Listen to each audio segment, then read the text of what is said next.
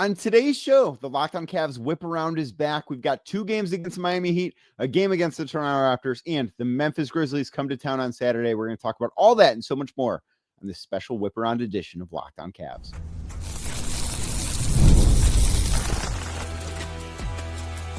You are Locked On Cavs, your daily Cleveland Cavaliers podcast, part of the Locked On Podcast Network, your team every day.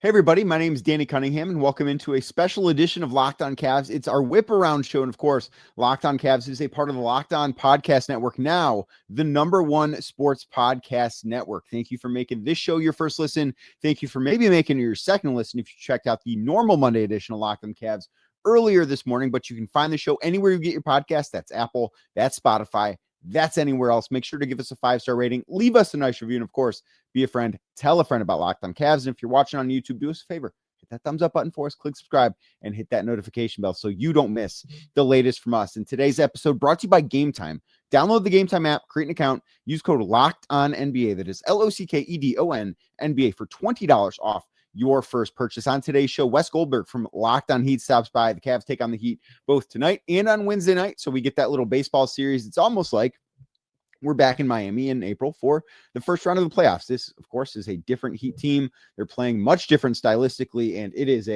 going to be an interesting and I think fun couple of games down in Miami. And then Joe Mullinax from Locked On Grizzlies stops by. We talk about where the Grizzlies are at, Ja Morant season so far, whether or not he thinks they can be contenders, and of course, when Jerome might make his season debut. Did not talk about the Raptors in this episode. Sean Woodley was on last week, so I just figured with it being so close together, didn't want to necessarily overlap there, especially with 2 games against Miami. We really get into it with Wes. So make sure that wherever you listen to this podcast, if it's Apple, if it's Spotify, if it's anywhere else, you hit that subscribe button for me. That is the very best way you can help to grow this show. So now, here's my conversation with Wes Goldberg. And for the first time this season, Wes Goldberg joins Locked On Cavs to talk about the Miami Heat. Cavs in Miami for not 1, but 2 games reminiscent of a playoff series that we just did in April. Between the Cavs and the Heat and West, the Heat look like a much different basketball team now than they did the last time we talked about them. During the postseason in April, they're playing at a much faster pace. Of course, Bam Adebayo ruled out of Monday's game. Have no idea about Wednesday. But what to you really stands out so far early in the season with what Miami is doing on the floor? Yeah, you kind of alluded to it already, right? But you said it reminiscent of last year's playoff series. I'm like, not really. One of these teams ain't anything like they were in this playoff series. It has been a complete 180, not just from what the Heat have been last year, but have been their entire 36-year history. Like, this is a very different Miami Heat team. They're not calling plays nearly as much. They're speeding up and down the court. And I think you got to give Erik Spoelstra a ton of credit for developing an offense that is scoring at a very high rate. I think they're 13th in offensive rating as of Sunday afternoon. And that is a huge improvement from where this team has been, which has been in the bottom 10 in offensive rating for each of the last 3 seasons. They've never been higher than like 26th, I think, in overall pace since Erik Spoelstra took over. And Erik Spoelstra is almost 2 decades as coach of the Miami Heat. Like, this has never been a fast-paced team. And he just said, okay, everything we used to be, forget it, crumple it up, throw it in the recycling bin. We're starting brand new. And this is not a team that has an elite shot maker, an elite advantage creator, but they're the way that they're creating advantages is the system. And the system basically is, there is no system. It's just play as fast as possible, get the ball up in 1 pass or less, and just go score. And if you have a mismatch, take your mismatch. We don't care who you are. There's no pecking order. It's just closest to the ball, first one with a matchup, go for it. Just go to town, because I think what Erik Spoelstra has realized with this system is, yes, there's no like Shai Gilgeous-Alexander or Donovan Mitchell type of individual shot, elite shot maker on this team. But, generally speaking, NBA players can pretty much take NBA players off the dribble if given the space. Right? Offense is going to beat defense 9 times out of 10. And that's sort of what they're banking on. So I know that's sort of a long answer, Dan, but like, this has been a very different kind of offense and frankly, a lot more fun to watch than it has in years past. How do you anticipate, and this might not be something that matters this week because, as I mentioned, Bam is listed as out with that toe injury for Monday. I have no idea about Wednesday's status for him. Tyler Herro hasn't played yet this year. But when the Heat do get to full strength at some point, presuming they do, because injuries, unfortunately, are part of this game, and you never know if any team is ever actually going to be at full strength. But how do you think this system works when maybe there is a little bit of a pecking order, when they have an all-star shot creator in Tyler Herro, when they have Bam Adebayo, who, of course, is one of the best, I think, offensive bigs in basketball? Like, how does it work then when they're not a kind of a bunch of role players? Yeah, I think it's a great question.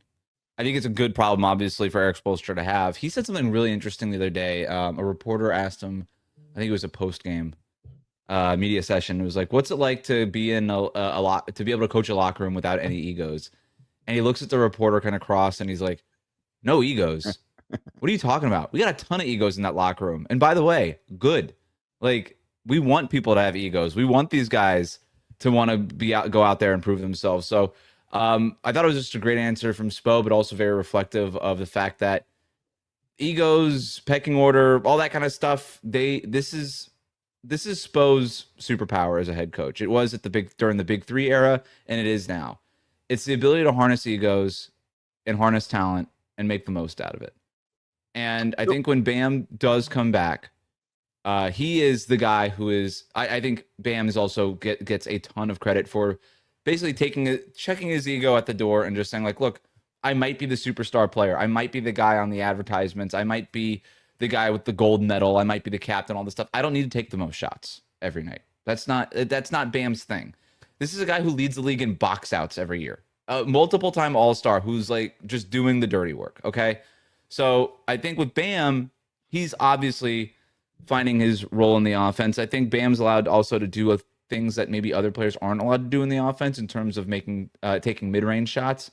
He doesn't really have a cap on that, where other guys are very encouraged not to take the mid-range jumper. So there is a little bit of that, special treatment for Bam. As far as when Tyler Herro comes back, this is a huge talking point in Miami, and it's a great question because of that. But people are split when I kind of talk to people about whether or not Tyler Herro can exist in this, because he has really developed as a pick and roll ball handler over the last couple of years. Ran a ton of, that was basically their offense after Jimmy Butler left, was just Tyler Herro pick and roll last year. We saw the limits of that in that playoff series against the Cavs, obviously. I don't think Tyler Herro is going to have an issue playing in this offense at all. I think Tyler Herro is an elite top 1% of the league three-point shooter. I don't think there's anybody outside of the Bay Area better at shooting than Tyler Herro. And I don't know that he's always, the percentages have always reflected that, because his degree of difficulty is really hard. Like, it's a lot of just self-created pull-up jumpers, and people think it's a little ball hoggy or he dribbles the ball too much or whatever. It's like, my point all the time was nobody else is really getting him the ball. It's kind of on him to create this stuff. And so I think in this kind of offense, if it's a little bit more up-tempo and he's just empowered to, like, hey, when you're open, just shoot this thing from three, he might be averaging 12 three-point attempts per game. And if that's the case, I think you can see this guy average 24, 25 points per game pretty easily at really high clips, efficiency-wise. So, yeah, I think all this, I'm optimistic that it'll all work together. Of course, there'll be a little bit of push and pull. I think the lineups could be a question, right? Like, somebody's going to get sort of the short end of the stick in terms of minutes and role and whatever like that. But overall, I think it's a good problem to have, and I think everybody's going to fit in. I'm optimistic. So with Herro and Bam out for at least right now, what's the latest with their injuries? I know Bam is a recent injury with the toe injury, and we firsthand in Cleveland know how much that can derail somebody's season with Darius Garland last year in the playoffs. What is the latest with each of those? When is Miami expecting them back on the floor? Yeah, Bam's already ruled out for Monday. I think you said that already. TBD on Wednesday. He's officially listed day-to-day. But I'd make this joke all the time. With Miami Heat, day-to-day could be week-to-week. But there are days in a week, and so technically it's accurate. They're very, very tight-lipped about injury statuses. But Bam was in a walking boot the other day. I have not heard that it's a big issue. I think that's just sort of stabilizing it, being safe. I think people see walking boot and they're like, oh my God, like, this guy's gonna be out months. But I'm from what I've heard, optimism is the word that kind of keeps popping up when it comes to Bam. So I think he could potentially play on Wednesday night. By the way, debut of the Vice Night jersey coming back, the black Miami Vice jerseys. That'll be Wednesday night against the Cleveland Cavaliers. Be first time that they're wearing them since bringing them back since 2018. So that'll be really cool. And in terms of Tyler Herro, that is a great question. And it's all over the place about what people think he's going to, when he's going to be able to return. Tyler will tell you by the end of this month, he'll be back on the court. I think the Heat are going to be, especially given this start, as long as things don't go sideways here and they start losing more players, right? Norm Powell recently came back from a groin injury. And if Bam comes back relatively soon, I don't think they're going to rush. I don't think they'll rush Tyler Herro either way, but you know how these things work. But yeah, I think he says by the end of this month. I would probably say by the end of the calendar year, he's probably back on the court, but that's very up in the air right now because that's more of like a pain tolerance kind of physical rehab kind of thing and he's still kind of going through all of that. He has not started 5-on-5s or anything like that. So I think we're a little bit further away from Tyler coming back.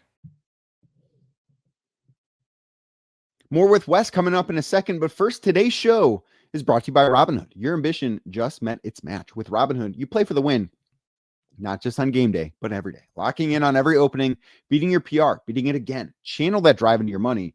Robinhood puts you in control of your money. Trade stocks and ETFs, options, futures, and crypto all on one platform. You can now build and execute your own trades from a desktop with Robinhood Legends advanced tools, or take advantage of the new Robinhood strategies with a tailored portfolio managed by a team of experts. You expect more from yourself. Expect more from your money. Get started today at Robinhood.com/your money. Again, that is Robinhood.com/your, Y-O-U-R, money. Your money, your move. Today's show is also brought to you by Game Time. The NBA season is here, and you don't want to miss being in the building for those early season basketball games. Like I said, the Cavs take on the Miami Heat not once, but twice this week. And if you're a Cavs fan living in Florida, you're going to want to get to one of those games. The way to get in the building, well, that way is Game Time, because it is the app that gives the fans the full advantage. It's your ultimate life hack for scoring amazing NBA tickets that are fast, easy, and stress-free, because you don't want tickets that can be a headache to get. You want to get it without all the stress. And with Game Time, you can see exactly what your view is going to be. Maybe you want to sit on the baseline. You like to see how the game breaks down from that angle. Or maybe you want the best seat in the house right at center court. You can get there with Game Time. So take the guesswork out of buying NBA tickets with Game Time. Download the Game Time app, create an account, use code LOCKEDONNBA, that is LOCKEDON NBA, for $20 off your first purchase. Terms do apply. Again, code LOCKEDONNBA for $20 off that first purchase with Game Time. Swipe, tap, ticket, go with Game Time.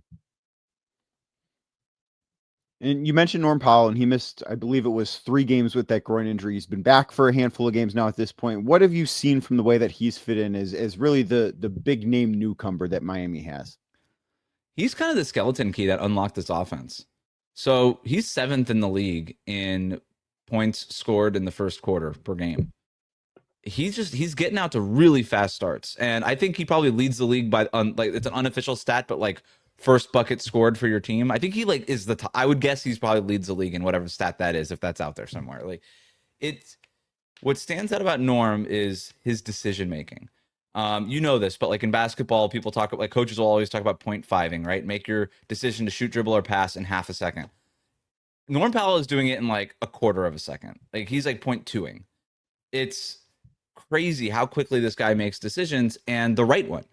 And in Miami's up-tempo offense, that is such an important thing. It is, again, the skeleton key that kind of unlocked all of this for them, especially after Tyler Herro went down. Like, I think even for Tyler Herro, kind of going back to that really quick, I think he's probably looking at Norm Powell and be like, that's how I got to do it. Like, I don't have time to waste. I got to be quick with these decisions, because that he's the best example of it on the team. His ability to drive north-south is something that this team hasn't had. Even Jimmy Butler is a physical guy, but I wouldn't consider him like a north-south driver of the basketball, right? It's more, hey, let me do my homework early, get into the post, feed me the entry pass, and then I'll kind of do my thing. For Norm, he's just like, I'll take you off the dribble. I don't care. I'm going to get into the paint, 2 feet in the paint. I'm going to either score a layup or kick out, or I'll shoot the 3 right away, or whatever it's going to be. So it's something that this team hasn't had in a really long time, and I think it's a big reason why they're able to push the tempo the way they have. With the tempo change, the offense being where it is right now, Miami's 6-4 to start the season. Is this a record or a start to the year that has changed what you think expectations for the Miami Heat as a whole this season should be? Yes. I I think I had it before the season started, and obviously I saw what they were going to, play like and look like. I think I had it at 7-14 through their first 21 games. This is a really, I don't know if you've seen the Heat schedule. I mean, it's still possible. Games, it is rough. They dude. could go 1-10 in the next. They could go 100%. Yeah, they're not going to go 1-10. Tough. They're not in the clear yet. They will not go 1-10. They will find a way to win games. They will, but they're not in the. It's 2 games against the Cavs, and it's 2 games against the Knicks, and then it's another trip, and then it's some other stuff. So it's it ain't easy, but they have been better than I think anybody expected at this point. To be over 500, given their schedule so far, I think is, and their injuries, right? They haven't had their top scorer from last year. They're working in a brand new offense. You mentioned Powell missed a bunch of games. Bam's already missed 3 games.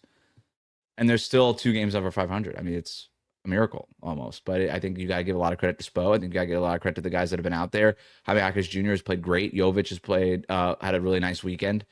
I think there's other areas where other guys could play better. Pelle Larsson's played really well as a kind of makeshift starter here. But yeah, I think based on where this offense is, and the defense, by the way, is still top 5 in the league. Like, they haven't slipped on that end. So yeah, where this offense is, I think you could definitely say that expectations are higher than where they were going to, which was low, right? Like, this was a team that FanDuel had their over under at like 38.5 wins. So I think everybody's expecting something more than that at this point. Right. And for the record, I was on the Miami is going to be better than everyone expects side of things. Like, I'm not going to. I've heard you say that. Bet against Erik Spoelstra in this type of situation. Like, I still don't think the Heat are like some serious title contender, but I also thought that they were a team that like should be vying for a top 6 spot, not a team vying to finish 8th in the East. So I do think that is something. And I'm not going to sit here and say I expect them to look the way they have looked, because I'm not as certainly in tune as you are. But the one guy I wanted to ask about before we get out of here is Jaime Jaquez Jr., because last year he had a very good rookie year. I believe he finished 4th in rookie of the year a couple years back. His second season, I think, was kind of one to forget about, but he's been so much better through the first 10 games this year in his 3rd year. What has been different about him? First of all, he's healthy, right? What you were talking about in last year, he got off to the year on literally the wrong foot. I mean, he had an ankle injury to start the season, and then he had the stomach virus after the team went to Mexico, and then that kind of sat him out, and then it kind of relapsed, and it was a strange year. And one of the numbers I always look at with Jaime is dunks, right? Because this guy, his rookie year was great. He was in the dunk contest as a rookie, and he had 29 dunks as a rookie in his limited minutes, and that's a fair amount. He had 12 dunks all of last season. He just wasn't getting up. Like, he just didn't have the athleticism anymore. He didn't have the juice. He didn't have the space either. I remember I talked to Jaime about that specific stat, and he's like, I didn't have the space. I'm like, you didn't have the space, but you also didn't have the lift. And he wouldn't agree, but I kind of, he acknowledged it. You told him that he was wrong. No, yeah, no player, especially in Miami, but this, like, players really don't want to ever admit, when like they're not the same physically, right? Especially when they are 23 years old. And especially when you're playing for the Miami Heat. And that's sort of the whole expectation, is that you're going to be right physically, right? So like, you almost don't want to admit to it. I have other stories that we could share off air, but so I bring that up. So he had 29 dunks as a rookie. He had 12 dunks all of last season. He already has 8 this year through 10 games. So he's on pace to have way more dunks than he has had in his entire career. And that's awesome, because a dunk is great. I know we're in this era of 3-point shooting, but like, what goes in 99% of the time? Dunks. So the more you get, the more efficient your offense is. You're obviously getting to the rim. And if you're getting that paint penetration, then you are creating threes and all that other stuff that comes along with it. So I think with Jaime, he also has this weird reputation of kind of being like this old school, slow it down in the post kind of player. That is not how he wants to play, ever. I wrote a story his rookie year. I did a profile on him for The Ringer. And I went back and talked to a couple of his high school coaches and AAU coaches, his college coaches. All of them, without me even prompting them, said the number one thing I had to do for Jaime was teach him how to slow down. That guy always wanted to play so freaking fast, and we just couldn't slow him down. And in this offense, where you're encouraged to play as fast as possible, that's a great fit. And I think with fit, we always talk about fit in terms of star players, like these star players fit together. Fit really matters more, in my opinion, for role players, because the right fit for a role player can make or break literally their career. Right? You drafted to the wrong team, or you're on the wrong team as a role player and it doesn't work, then you're just out of the league, and that's it. So for Jaime, after that sophomore year, I think there was a fair question to be like, I don't know, is this guy an NBA player? Like, it was bad.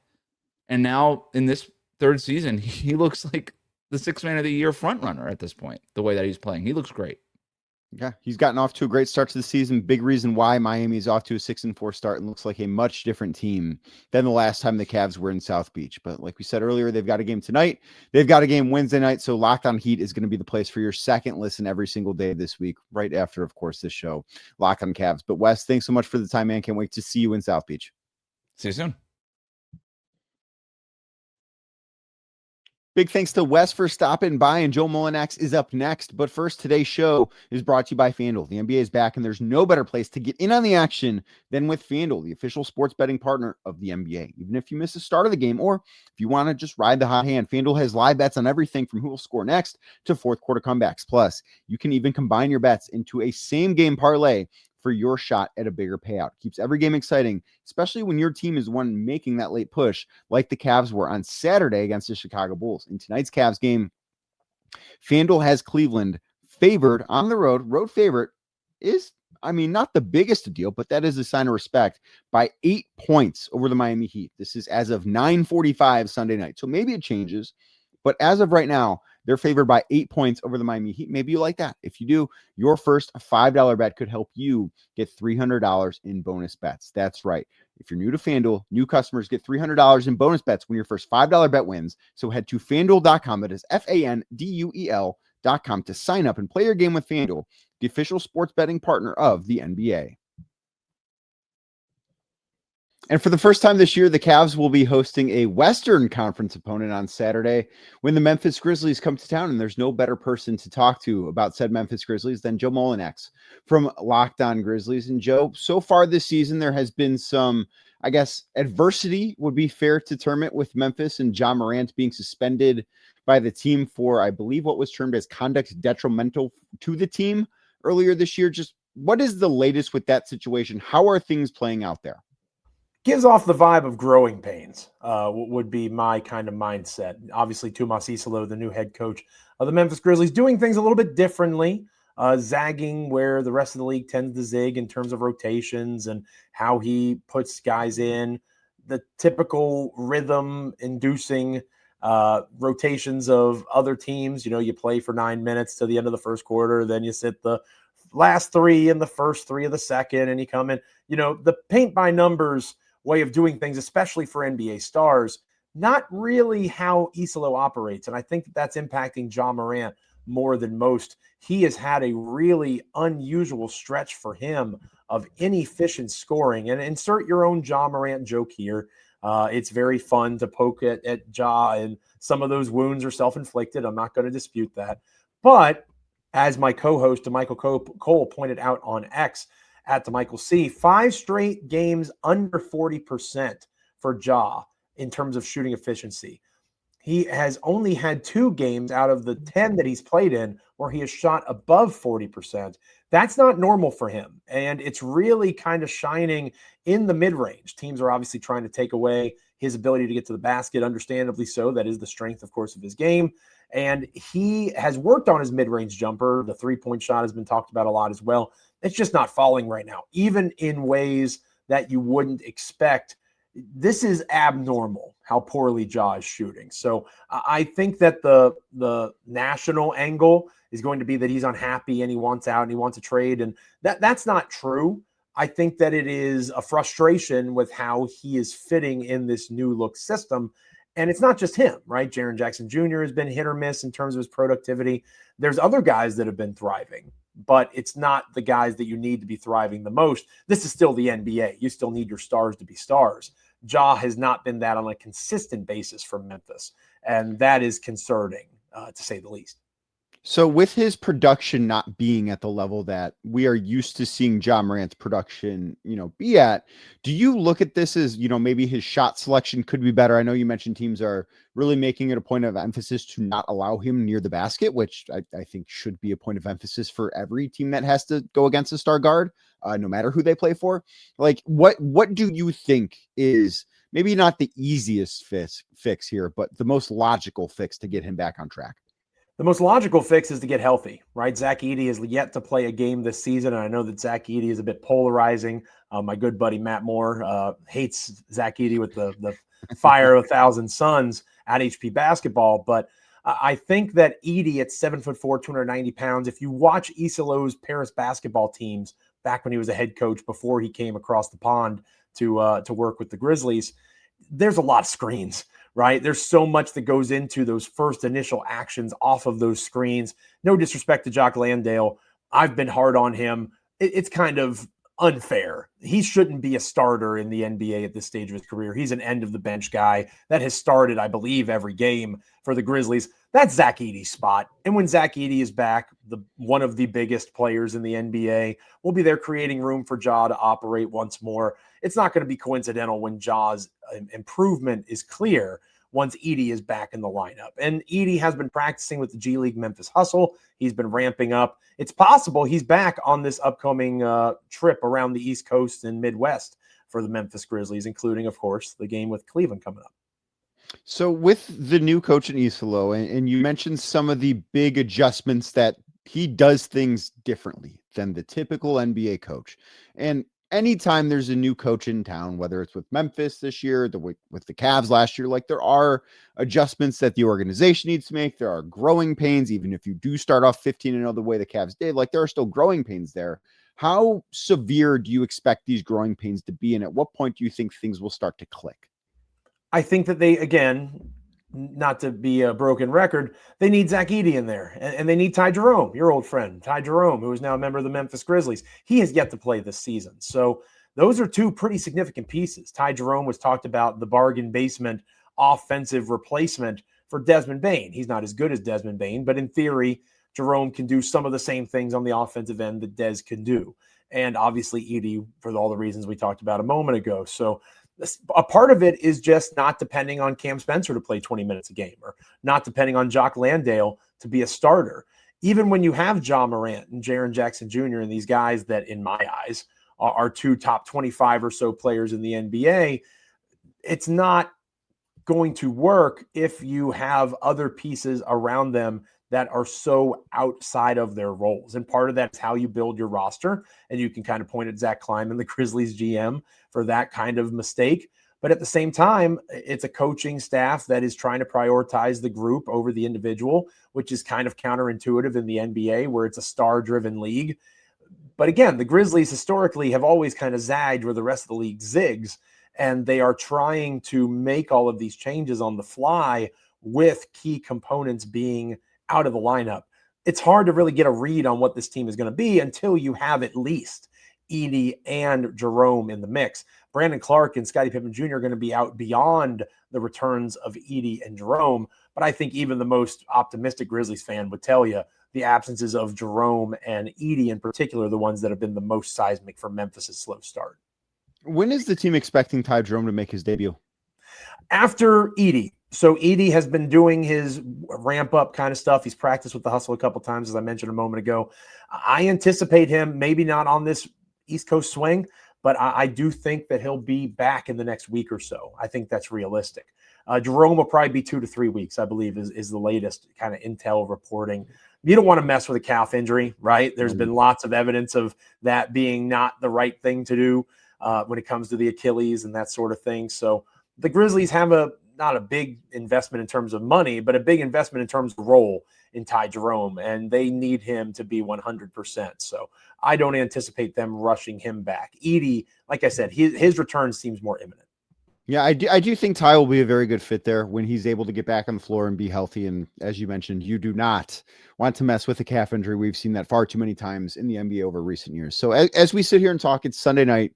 Memphis just lost to Oklahoma City 114-100, which there's no shame in that because the Thunder are, for my money, far and away the best team in basketball right now. But the Grizzlies are 4-7, and the wins that they've gotten have come against New Orleans, who is not very good, the Pacers, who are not very good, the Suns, who have shown some signs of life, and the Dallas Mavericks, who are also not very good. So as you look through the schedule and what Memphis has done, and I know that the health thing has not been where it needs to be, and I know that there's been some other adverse issues with Ja Morant particularly, but has this start of the season changed your expectations for what this Grizzlies team should be at all? I think that and this kind of bore out in the preseason NBA GM survey. The Grizzlies were one of the teams that nobody really knew what to expect, right? I think that Ja Morant and Jaren Jackson Jr. historically have been good when on the court together for regular season success. So if you saw them as a top 5 or 6 seed in the Western Conference, that wasn't a crazy take. I also don't think it's a crazy take to say they're going to be fighting for the bottom end of the play-in. I don't think they're going to be completely lottery bound because they're too talented to be in that space.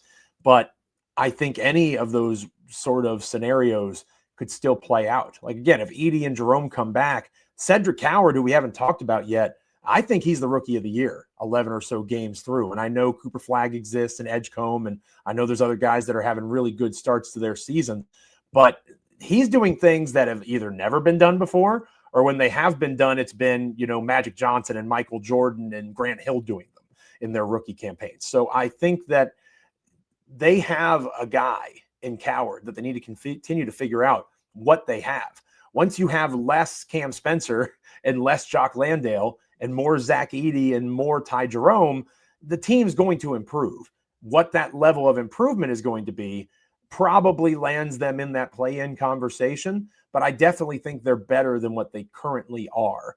The key is health, and the key is keeping everybody on the court together. If Jerome and Edey come back and then, knock on all of the pieces of wood around you, something happens to Morant or Jackson Jr., well, now you're back to square one, right? And now you're having the same conversation in a different direction. I think that the biggest thing for them is health, but you could say that about a lot of NBA teams, and the teams that find a way to stay healthy are often the ones that have the most success. I think it's no coincidence that at the end of the year, the healthiest team was Oklahoma City, and they were the team that hoisted the Larry O'Brien trophy. If you want to keep up with the Grizzlies, maybe you just want to follow Ty Jerome and see when he comes back. Joe is the guy to go to. Make sure you check out Locked On Grizzlies for more. Joe, thanks so much for doing this, man. Thanks for having me anytime. Big thanks to Wes, big thanks to Joe, and big thanks to you for making Locked On Cavs your first listen today and every day. Thank you for making maybe this your second listen. Hope you caught the early morning Monday edition of Locked On Cavs where we talked about the game over the Bulls on Saturday night. Like I said, in this episode and in that episode, the Cavs take on the Miami Heat. Tonight, I will be at the game as long as my flights get me to Miami. I'm hoping to be at the game. So I will have you covered for everything you need right here at Locked On Cavs first thing tomorrow morning. So make sure you hit subscribe on Apple, on Spotify, and on everywhere else. That includes YouTube. And if you're watching right now, as we get out of here, do us a favor, hit that thumbs up button for us, click subscribe, and hit that notification bell so you don't miss the latest Locked On Cavs content. I'll be back tomorrow talking more about the Cleveland Cavaliers.